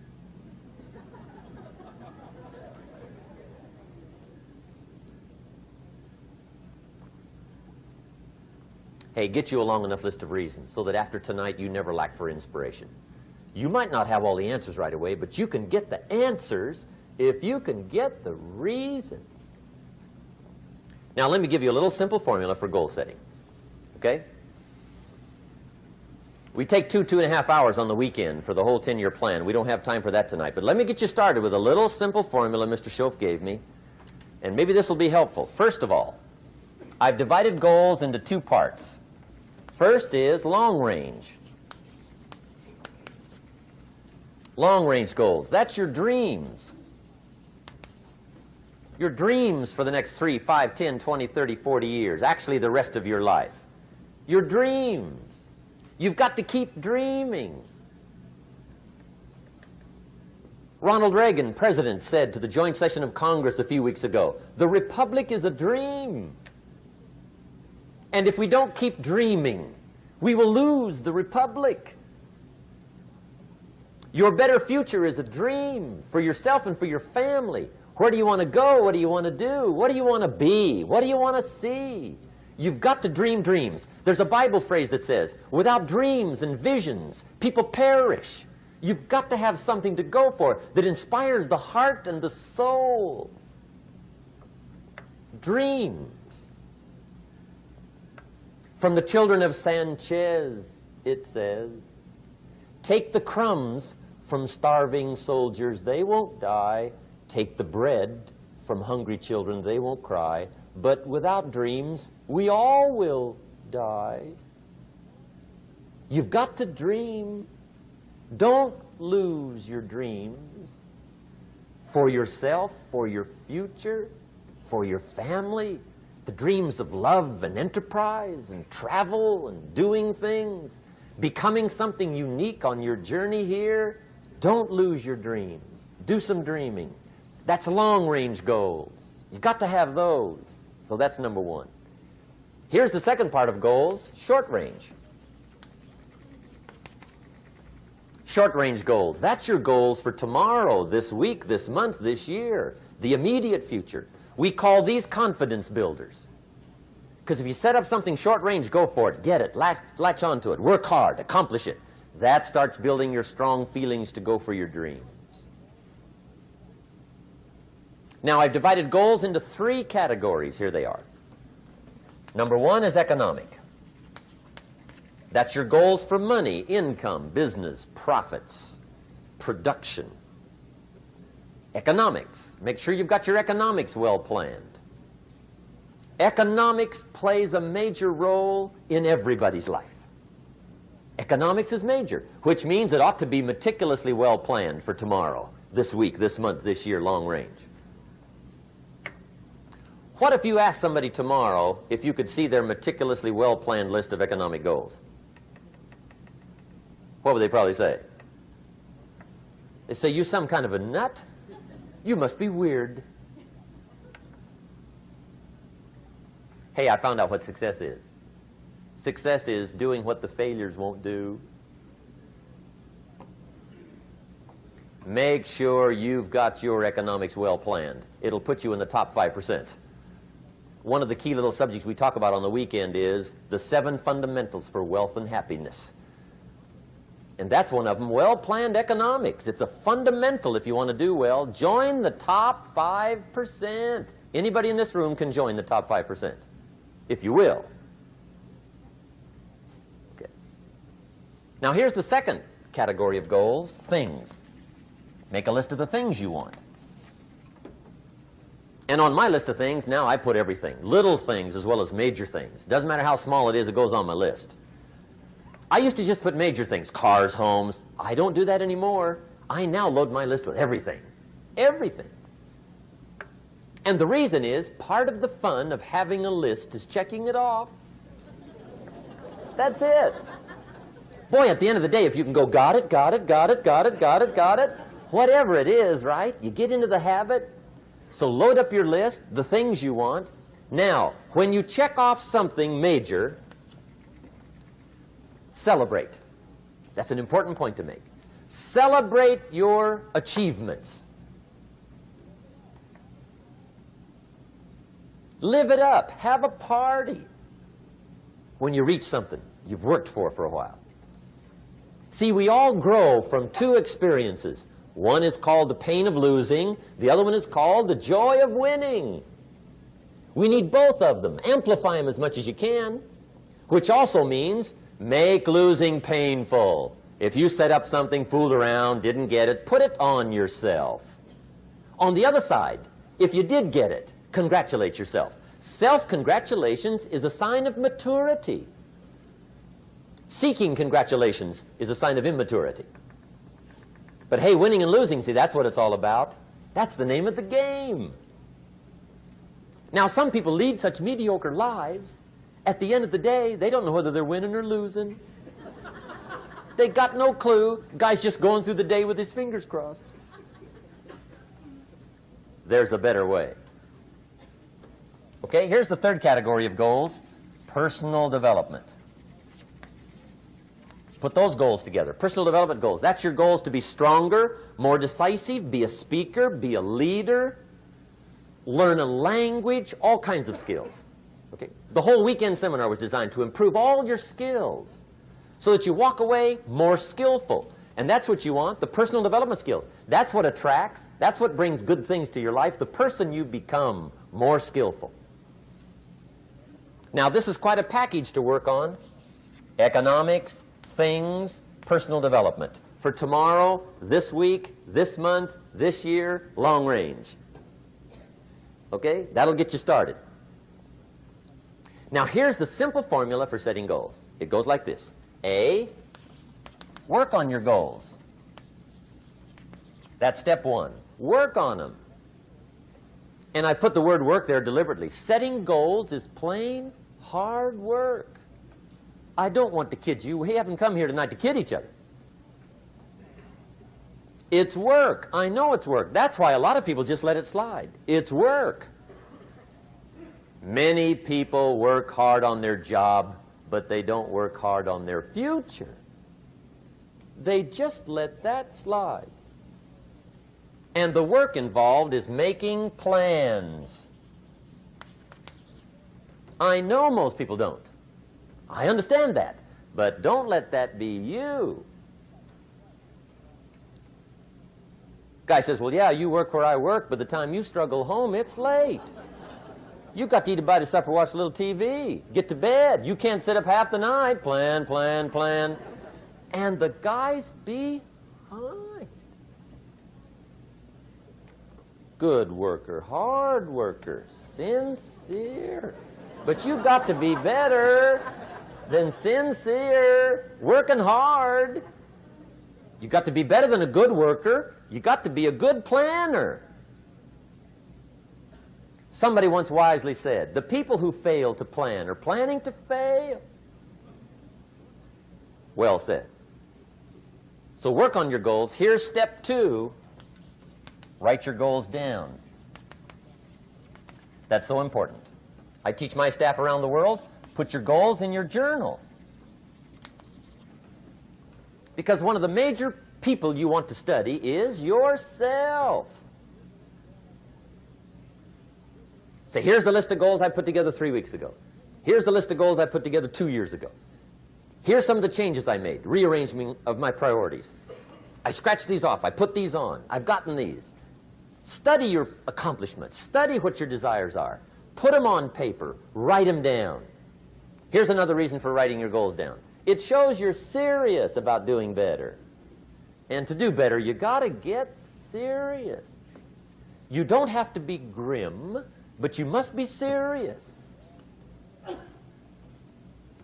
Everybody hopes things will get better.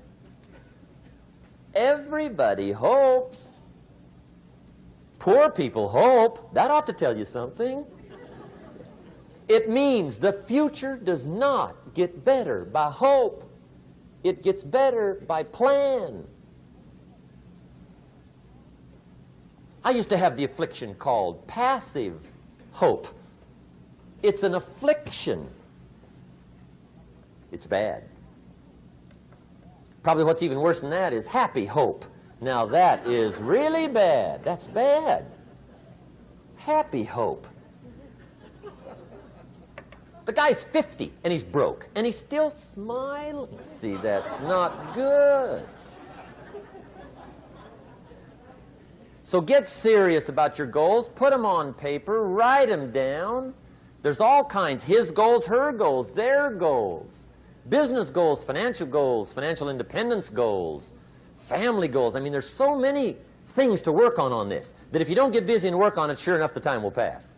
And sure enough, 5 years from now, you'll wind up where you don't want to be, wearing what you don't want to wear, driving what you don't want to drive, being what you don't want to be. Now's the time to fix it. Now, here's the third step to your goals. Check the size of your goals and the kinds of goals. How big they are, what kind they are, affects you. And here's one of the important phrases of the evening. Your goals are affecting you, whatever they are. Your goals affect your handshake. Your goals affect your attitude, personality. Your goals affect the way you walk, the way you talk, the way you dress. All day long, we're being affected by our goals. Now, some people have goals, but they have such lousy goals. The effect is bad. I asked a guy one time, what are your goals for this month? The guy said, look, if I could just scrape up enough money to pay these lousy bills. That was his goal.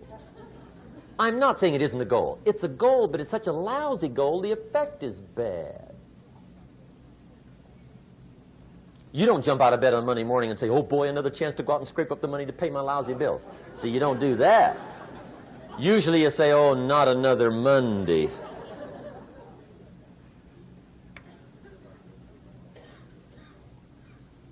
And some people have so given up on life, they have joined the thank God it's Friday club. How sad. Surely those are the same people, when life is over for them, will say, thank God it's over. Let me give you a Bible philosophy that teaches how to get whatever you want. That's the title of the next set of notes. How to get whatever you want. From the Bible.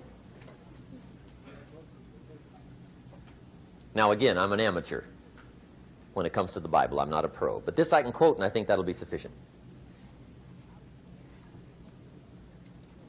How to get whatever you want. Here's what it says if you're ready. It says, ask,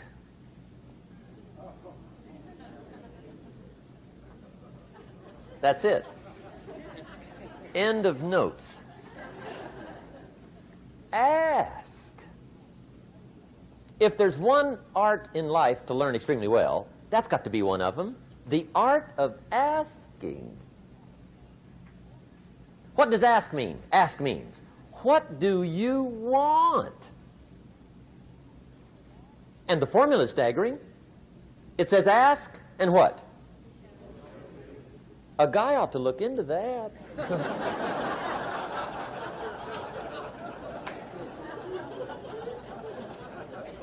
He says, yeah, but you work where I work, by the time you struggle home, it's late. You got to eat a bite of supper, watch a little TV, get to bed. You can't sit up half the night, ask. And the guys be, See, you've got to be better than a good worker. You've got to be a good asker. Now, let me give you 3 key points on asking and receiving. This can do it. Number 1, asking is the beginning of receiving. Asking starts a unique process, mental and emotional. I don't even know how it works. All I know is it works. It's like pushing a button and all this machinery starts working. I don't know how. It just works. There's a lot of things you don't need to know how. Just work them. Some people are always studying the roots. Others are picking the fruit. I mean, it depends on what end of it you want in on. Asking is the beginning of receiving, so start the process. Here's number 2. Receiving is not the problem. Receiving is automatic. Now, if that's true, receiving is not the problem, what's the problem? Failure to ask might be one of your major problems. I don't know. Check it out. The guy says, oh, now I see it. I got up last year and hit it every day, but there's not a scrap of paper with my goals on it. Good worker, poor asker. So you got to change that. Here's number 3.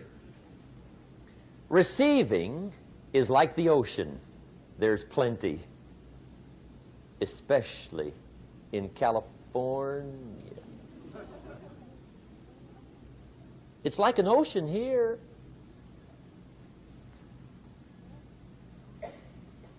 Success is not in short supply. It isn't rationed, and you stepped up to the window and it was all gone. No, no, no. It's like an ocean here. Now, if that's true, what's the problem? Well, some people go to the ocean with a teaspoon. Have you got the picture? See, what you want to do in view of the size of the ocean is trade your teaspoon for at least a bucket, and you'll look better down at the ocean. Kids won't make fun of you, right? Okay. Now, there's 2 ways to ask, and we'll wrap up goal setting. 2 ways. Here's number 1. Ask with intelligence. It didn't say ask intelligently, but I'm sure it meant that. Don't mumble. You don't get anything by mumbling. Be clear. Be specific. Intelligent asking means how wide, how high, how soon, when, what size, what color, how much. Define what you want and describe what you want. That's powerful. In the weekend seminar we teach, goals become like a magnet. They pull you that direction. And the better you describe them, the more they pull. So ask intelligently. Here's number 2. Ask with faith. That's the childish part of the equation. Believe you can get what you want like a child. Not an adult. Adults are too skeptical. So the formula really reads, make plans like an adult and believe in them like a child. And the most incredible things will happen. Just try it for 90 days. Just try it. You can always go back to the old ways. Just try it. Just 90 days, 90 days. Now, here's the last qualifying phrase on goal setting, as we promised to qualify everything. And it simply goes like this. Remember, you won't get everything you want. And we've already studied the reason for that. Simply, sometimes it hails on your crop and rains on your parade.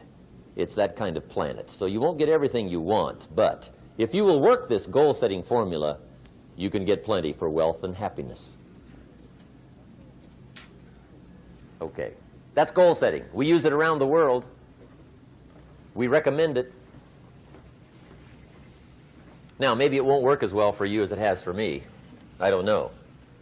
Maybe not. But what if it did? You got to try. Okay. Here's the last subject, the day that turns your life around. Let me just quickly give you a list of 4 emotions that can change your life in one day. Emotions are powerful. Sometimes it doesn't take much to alter your whole life direction.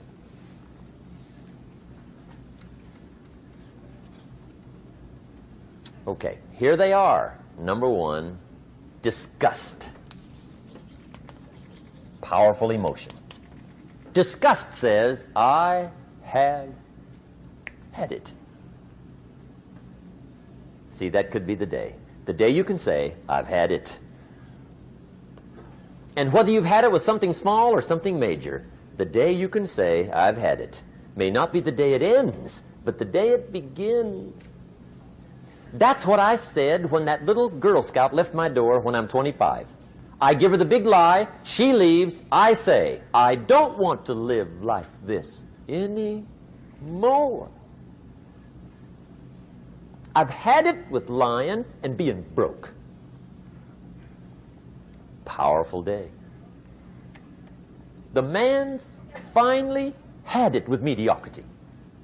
He's had it with being a loser. He's finally had it with those awful sick feelings inside, knowing his wife is at the grocery store looking at 2 cans of beans, one marked 37 cents, one marked 39 cents. And the guy sick inside knows his wife's going to buy the 37-cent can, and she doesn't even like the brand. Do you know why she's going to buy the 37-cent can? To save 2 cents. The guy sick inside finally says, I've had it. Being on my knees in the dust looking for pennies, we're not living like this anymore.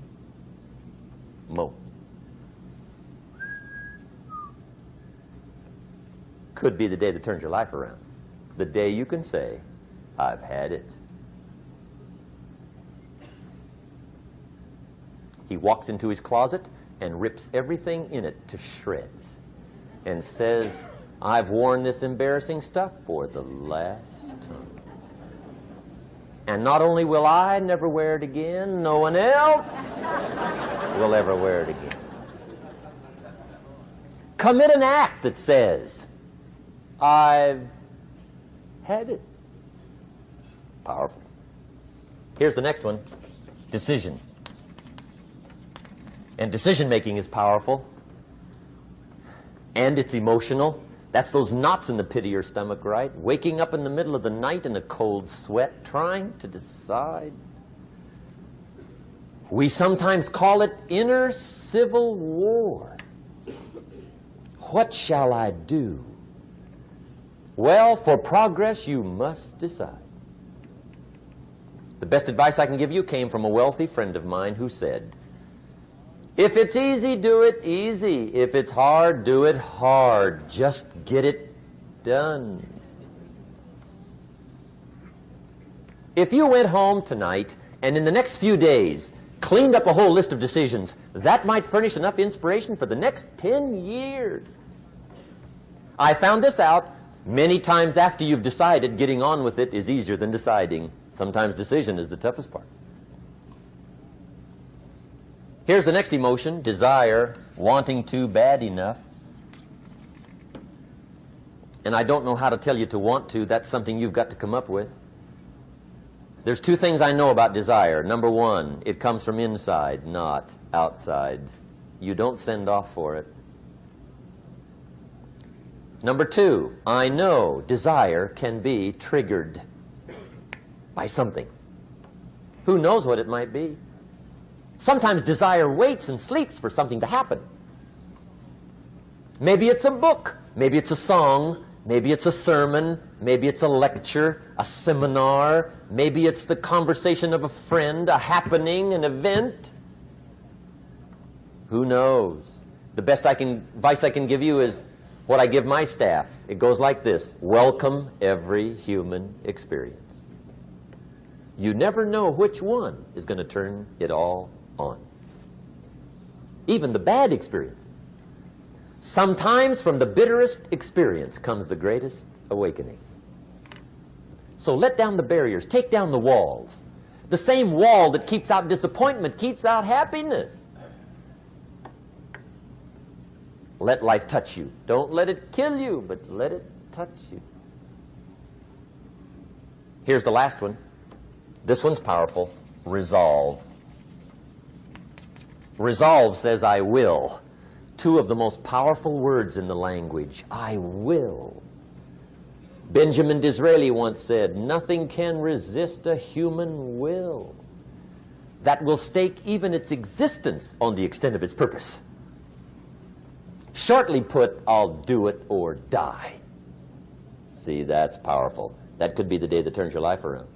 The world has a strange way of stepping aside when somebody says, I'll do it or die. The man says, I will climb the mountain. They've told me it's too high, it's too far, it's too rocky, it's too difficult, it's never been done before, but it's my mountain, I will climb it. Pretty soon you'll see me waving from the top. Or dead on the side, because I ain't coming back.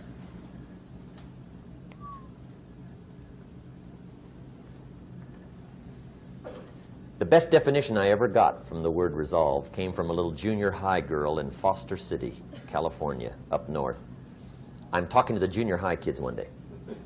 I love to ask kids definitions. They come up with beauties. I got to the word resolve and I asked, who can tell me what resolve means? And I got several hands, and they were all pretty good, but the last one was the best. Little girl, about 3 rows back, held up her hand. She said, Mr. Rohn, I think I know what resolve means. I said, darling, what do you think it means? She said, I think it means promising yourself you will never give up. I said, that's it. Webster, stand aside. That is the definition. Promise yourself you will never give up. I asked the kids, how long should a baby try to learn how to walk? How long? How long would you give your average baby before you shut him off? How long?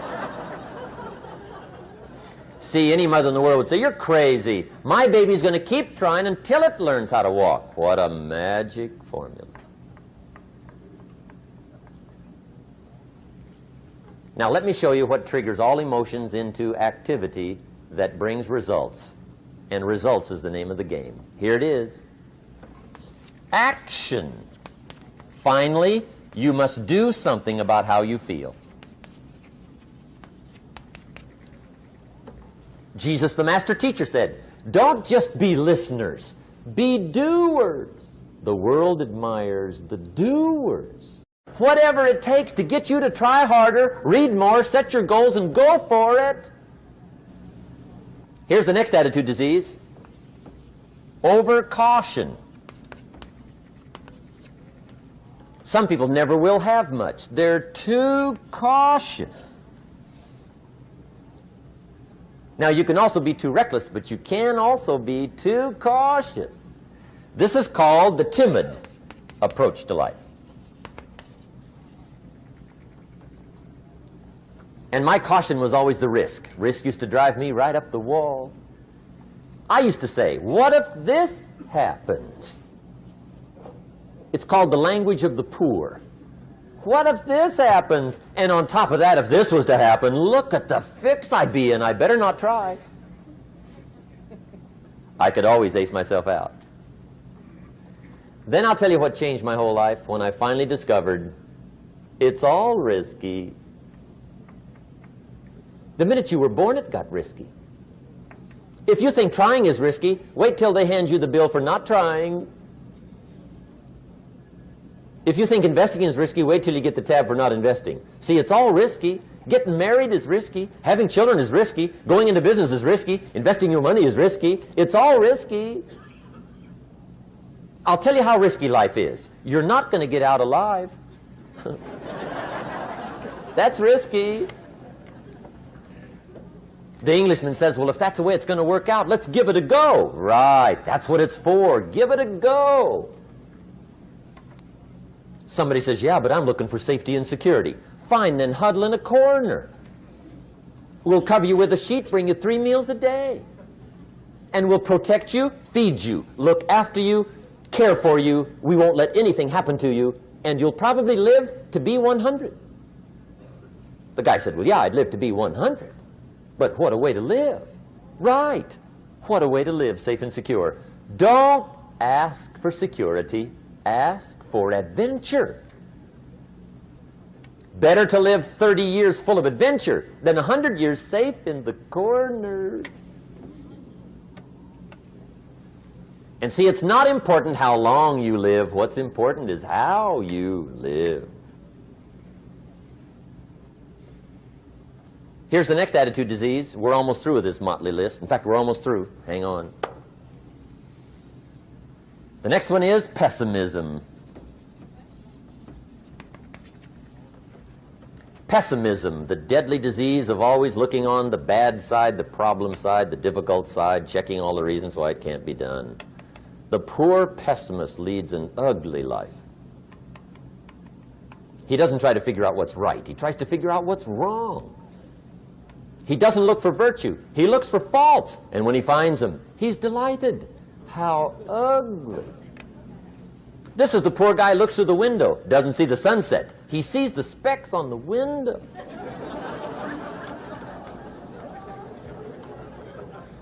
And this is the poor guy, right, who rushes up, takes such leave of his senses. This guy rushes up and he says, I've got 5 good reasons why it won't work. He's so dumb he doesn't know all he needs 1. He's got 5.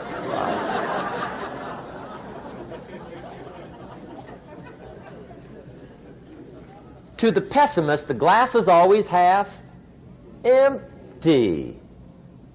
To the optimist, the glass is half full. Why would the same measure affect people 2 different ways? Answer, it all depends on how you look at it. Our lives are mostly affected by the way we think things are, not the way they are.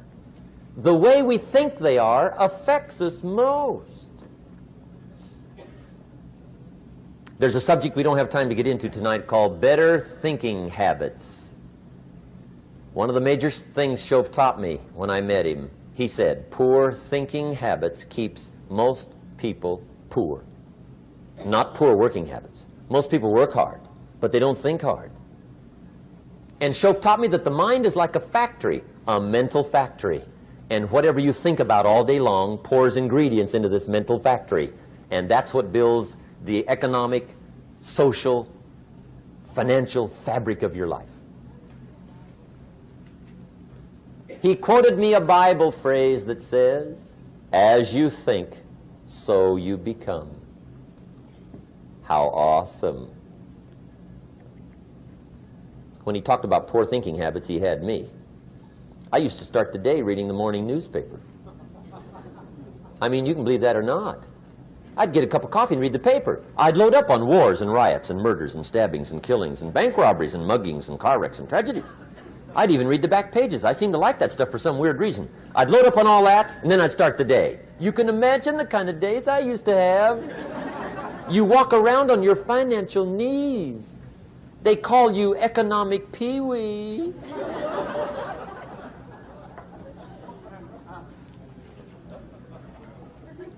The guy says, I want to be a great leader. Wonderful. The first thing we do is follow him to his house. When we get there, we walk in and check his library, number 1.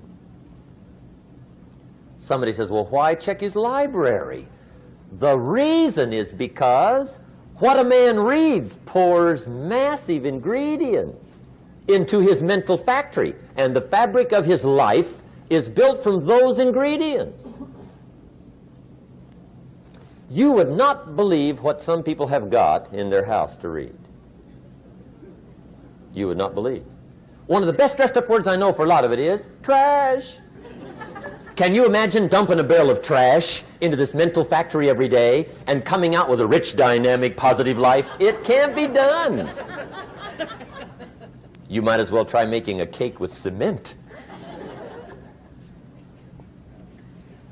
The kids back in Danbury, Connecticut, high school, they're asking me questions one day. I'm talking to the kids. Kids got good questions these days. One of them said to me, "Mr. Rohn, how do you build the good life?" I said, "It's simple. It's not easy, but it's simple. Here's how you build anything. Select the right ingredients, keep out the wrong ingredients, and it starts with thought." Everything starts with thought. So you must be wise and careful what you think about, because that starts everything. You got to be wise and careful. I asked the kids, what would happen if somebody dropped sugar in my coffee? They said, "Well, you'd be okay." I said, "What if somebody dropped strychnine in my coffee?" They said, "Well, you'd be dead." I said, "Correct. Lesson 1. Life is both sugar and strychnine. You gotta be careful." I said, "What if my worst enemy drops in the sugar?" They said, "Well, you'd be okay." I said, "What if my best friend, even by accident, drops in the strychnine?" They said, "Well, you'd be dead." I said, "Correct. Lesson 2. Watch your coffee."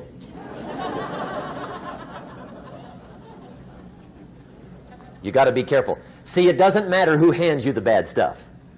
It doesn't matter where you get the bad stuff. It'll still do its damage on your bank account, wherever you get it. Mr. Shoaff gave me one of the greatest phrases when I first met him, when he said, "Jim, every day stand guard at the door of your mind." How important. Stand guard at the door of your mind. And you decide what goes into your mental factory. Don't let anybody just dump anything they want to in your mental factory, because you've got to live with the results. Okay, here's the last disease, and we're through with this list. In fact, we're almost through. Hang on. The last subject is very brief. The last disease, but this one is deadly. Engage in this one, indulge in it even slightly, and you might as well forget the future, because it's going to forget you. Complaining, crying, whining, griping, a Bible word called murmuring. See, that'll ace your future. Spend 5 minutes complaining, and you have wasted 5. And you may have begun what's known as economic cancer of the bone. Surely they will soon haul you off into a financial desert, and there let you choke on the dust of your own regret. I hope I said that well, so you won't forget. It's a deadly disease. If you don't think it's bad, ask the children of Israel of Old Testament fame. Typical of us all, their story just happened to get in the book. Story says, children of Israel were slaves. God performed a series of dazzling miracles and got them out. And now they're heading for the Promised Land. Remember the story? Heading for the Promised Land. Tragedy of the story, they never got there. Reason. From day one, they started to complain. They griped about the water. They griped about the weather. They whined and cried and griped about the food. They griped about the leadership. They whined and cried because it was too far, too cold, too hot, too difficult, too miserable. I mean, they whined and cried for years. Finally, God said, "I've had it, trip canceled." Or something like that. The story says they died in the desert, never got to the Promised Land. Which I think means two things. Indulge in this long enough, you get your future canceled. And I guess it also means even God Himself can only take so much.